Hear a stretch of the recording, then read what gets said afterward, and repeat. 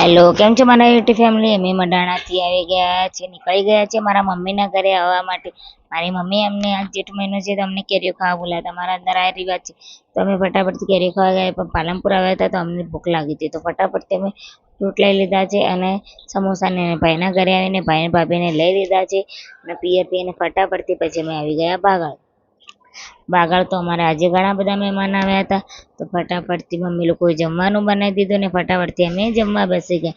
અને જમવામાં તો આજ તો સરસ સરસ પકવાન હતા તો મજા આવી ગઈ અમને જમવામાં. દાળ ભાત રોટલી શાક અને કેરીનો રસ. આ ઉનાળામાં તો ઠંડો ઠંડો કેરીનો રસ મળી જાય તો ખાવાની મોજ પડી જાય. અને જો બધા જમવા બેસી ગયા છે પોતપોતાની જાતે જ લઈ રહ્યા છે, જેમને જેટલું જોવે એટલું લઈ રહ્યા છે.